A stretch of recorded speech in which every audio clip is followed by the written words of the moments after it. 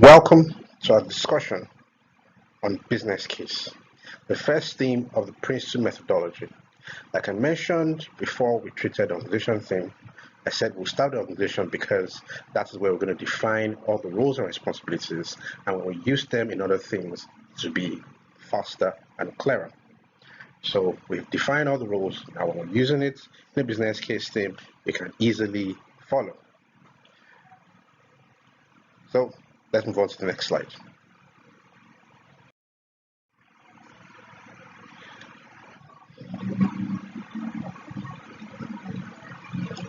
The business case theme is about handling justification for the project, creating and maintaining the business justification, the relationship between outputs, outcomes, and benefits, developing and managing a business case, and of course, talking about the principal requirements for the business case theme. Now, this, of course, has to consider investment because this is what it's all about. We have to look at the project from a business side. So there has to be a reason, a justifiable reason for doing the project.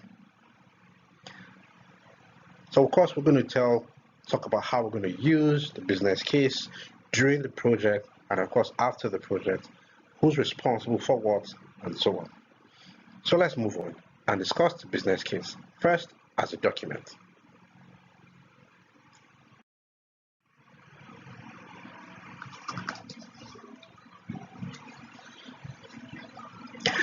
The business case is first a document, and of course as a document it will have contents. So these are the following contents of the business case.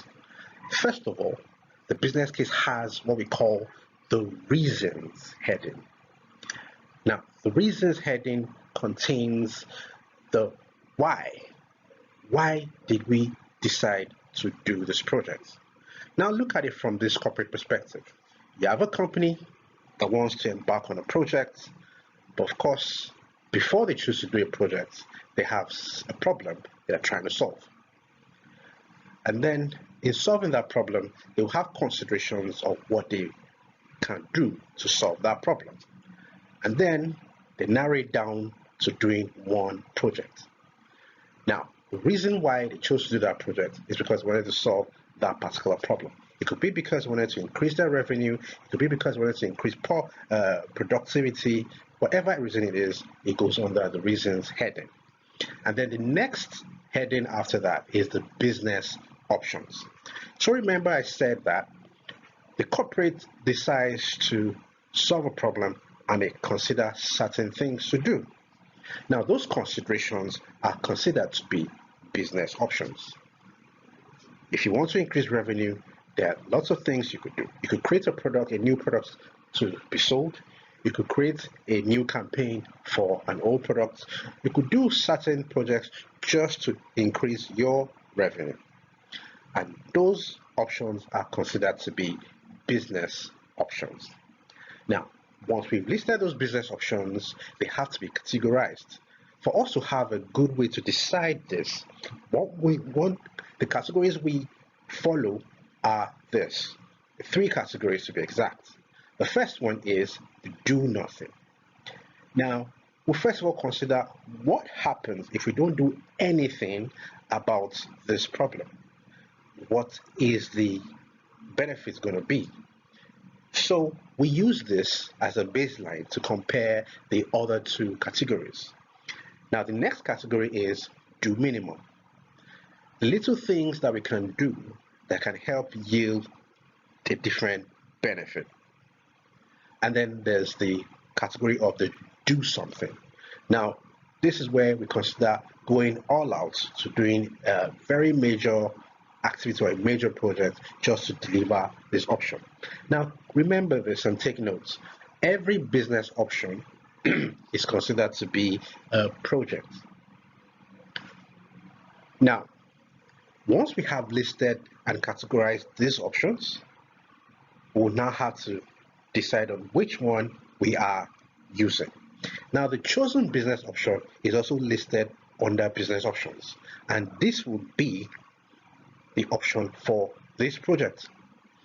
Now, the reason why we chose that business option is also documented under business options, and that will be everything that we have under the business options.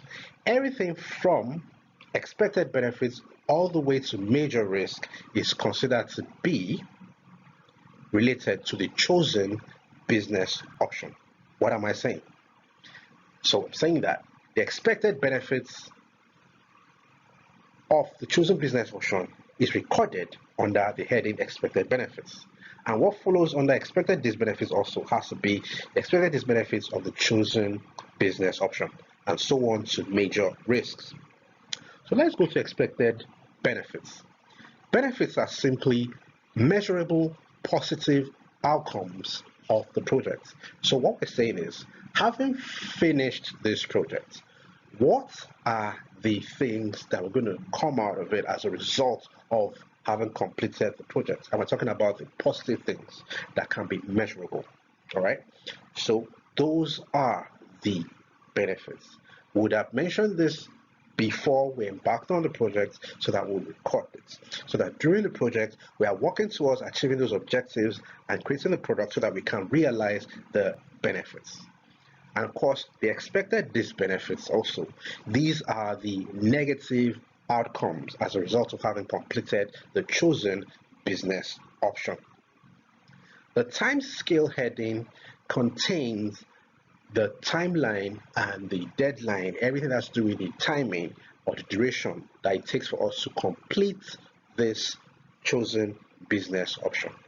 And we're talking about the justified duration. Okay. Under costs, we have the financial implication of the chosen business option to be delivered, and also the funding arrangements for the chosen business option. Investment appraisal contains the analysis that we did to decide on the chosen business option. So analysis like the cost benefit analysis, where we subtract the cost from the benefits and we divide it by the risk. So that is, benefits swallows the cost but outweighs the uncertainties. And lastly, we have the major risks heading. Now, this heading contains the uncertainties, which are the threats that would adversely affect the objectives being achieved, the funding, or major things that might cause us to not deliver this project. So those go under the major risks heading. And so that is everything about the business case document. And all this contains information that helps us to decide whether or not we have a justified project. So let's move on and discuss how the business case document is used during the project.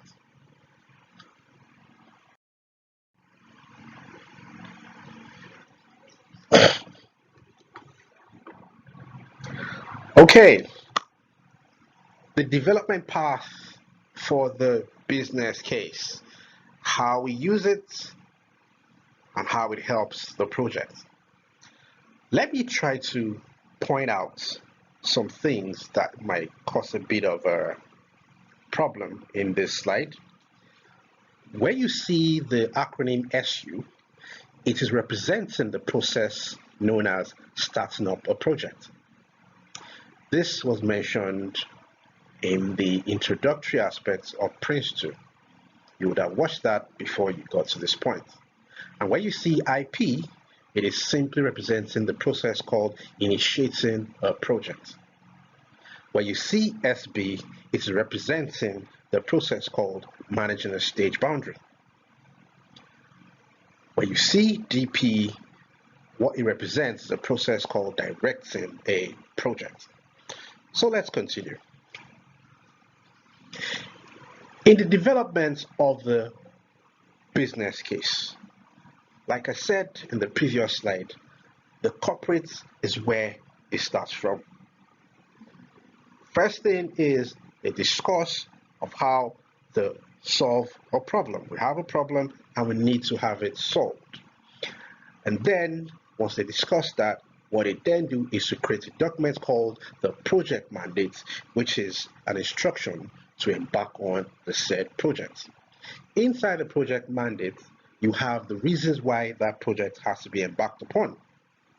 And then the first thing we do in a PRINCE2 project is to have a process called the starting up a project process.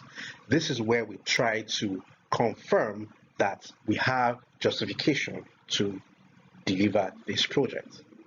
And so what we do regarding the business case theme at starting up a project process is to create a document, high level, not so detailed, but it's a business case document. We call that document the outline business case. It doesn't have all the details or all the precise figures. It's just a simple document that tells us why we want to do the project. And this document, the outline business case, is used in the preparation of a final document that the starting up a project prepares, which is called the project brief. So the outline business case goes into the project brief. Once the starting up a project process is prepared, completed, what happens is it means that the project brief is ready, and the project brief is passed to the project board, and they review the project brief and confirm that we have justification to go into initiation. Now, initiation is where we go further to gather more details about what we want to do on the project. So in initiation, or in the initiating the project process, what we are trying to do, or we're trying to achieve, is to create what we call the project initiation documentation. So the product there is the assembled PID. Now, regarding initiation, what we then do regarding the business case theme is to take the outline business case and add more details to it, and then create another document from it that is called the benefits management approach. The benefits management approach is a document that tells us exactly what we need to do after the project to realize the benefits we have defined regarding this project. So simply the activities to realize the project, to realize the benefits, and also to confirm that we have those benefits. Those are the things that you record in the benefits management approach, and that document has to also be ready during initiation, so that we already know how to justify the project during the project, and we know the activities to take when we finish the project. Now, that document, or those two documents, the benefits management approach goes into the business case, the detailed business case. The detailed business case goes into the PID, and the PID is then passed to the project board for confirmation. Now, the project board members, they review the PID. Once they find it a good justification to go into execution of the project, they will give their authority for us to continue the project and move into execution. And what that means is every document in the project initiation documentation becomes the authorized baseline document for the project. So that means the detailed business case that was in the PID becomes the authorized business case for the project. And what happens next? We go into execution. During execution, we have to prepare stage plans, execute stage plans, prepare stage plans, execute stage plans, and so on until we finish the project. Now, during the stages, we verify the issues we have and find out how it affects the business case. If it has no effect and we still have justification, we keep on moving ahead. If it does, we may find a way to adjust so that we can still move ahead, or we might just have to close the project. So that is how we use the business case when we have issues. Now, during the project, when we get to the end of the stage, we need to create a report for the stage that we just concluded. And at that point in the stage boundary, we create such reports and we take the business case and update it with facts of the just concluded stage. And we also review to check whether we still have justification to go to the next stage as well. So at the end of the stage, we always update the business case with facts of the just concluded stage. And of course, as earlier mentioned, the moment we close the project, the benefits management approach is then used by the corporate to realize the defined benefits regarding the project. So the activities, the operations will take to realize the benefits are what we'll find in the benefits management approach. So that is how we use the business case during the project. Let me also add, the executive is the role responsible for the business case. So the executive prepares the business case. Now in practice, it could be delegated to the project manager, but the executive is known to be the one responsible for the business case. And during the end of the stage, once it has been updated, the project manager is one that does the updating of the business case. All right. So take note of those two roles. The executive is responsible for the business case. The project manager updates the business case. Of course, it may be the project support that eventually does the updating, but it's on behalf of the project manager. Of course, the project assurance roles, especially the business assurance, can give us advice on how to handle the business case and all that. But definitely, those two key roles have to be noted. The executive prepares or is responsible for the business case. The project manager updates the business case with facts during the project. If you read the textbook, further details of other role responsibilities regarding the business case theme is also mentioned. But those are the two key information you need to have. So with this, I'd say we are almost at the end of the business case theme. Let's move to summary. So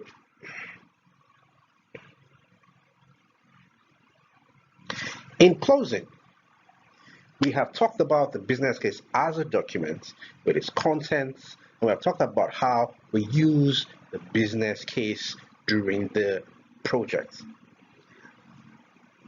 Please, when reading the business case during your self-study, always be careful to take note of the precise activities and the details about how the business case is used. PRINCE2 is very particular about the practice. All right, thank you very much. Goodbye.